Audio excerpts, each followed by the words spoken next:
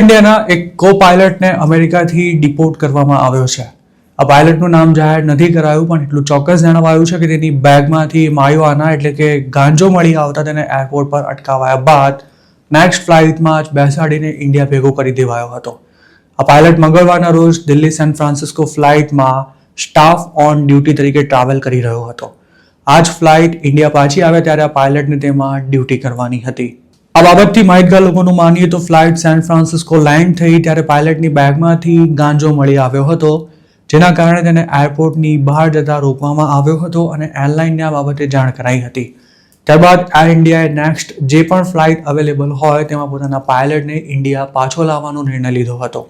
Air ઇન્ડિયાએ ડીજીસીએને આપેલી માહિતી અનુસાર પાયલટ ગુરુવારે ઇન્ડિયા આવવા માટે રવાના થઈ ગયો હતો.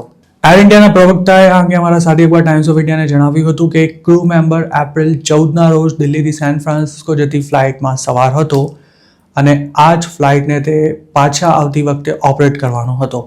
જોકે અમેરિકાના કાયદા અનુસાર તે ઇનએડમિસિબલ હોવાથી તેને ઇન્ડિયા પાછો મોકલી દેવામાં આવ્યો હતો.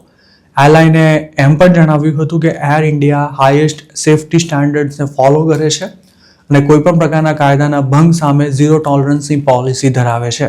જે પાયલટને અમેરિકાથી પાછો મોકલાયો છે તેની સામે શિસ્તભંગના કડક પગલાં લેવામાં આવશે તેવું પણ એરલાઇનનું કહેવું છે. તેના પ્રવક્તાએ એવી પણ સ્પષ્ટતા કરી હતી કે પાયલટે કોઈ નશીલા પદાર્થનું સેવન નહોતું કર્યું અને તે માત્ર તેના પોઝેશનમાં જ હતો. જોકે પાયલટની બેગમાં ગાંજો ક્યાંથી આવ્યો અને તે નશો કરવાની આદત ધરાવતો હતો કે કેમ, તેમજ અગાઉ તેણે ક્યારે નશાની હાલતમાં ફ્લાય કર્યું છે કે નહીં તેની કોઈ વિગતો નથી જણાવાઈ અને આ મામલામાં હાલ કદાચ તપાસ ચાલુ છે. અમેરિકાના ઘણા સ્ટેટ્સમાં અમુક ગ્રેડનો મારિયુઆના લીગલ છે અને મેડિકલ ટ્રીટમેન્ટમાં પણ તેનો ઉપયોગ થતો હોય છે.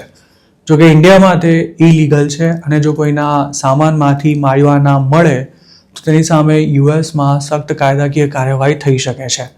અમેરિકામાં મારિયુઆના લીગલ હોવા છતાં પણ જો એરપોર્ટ પર કોઈ વિદેશી તેનું સેવન કરતા પકડાય કે પછી તેના સામાનમાંથી ગાંજો મળી આવે તો તેની સામે કાયદેસરના પગલાં લેવામાં આવે છે, કારણ કે એરપોર્ટ ફેડરલ ઓથોરિટીને હસ્તક આવે છે અને અમેરિકાના ફેડરલ લો અનુસાર મારિયુઆના ઇલીગલ છે.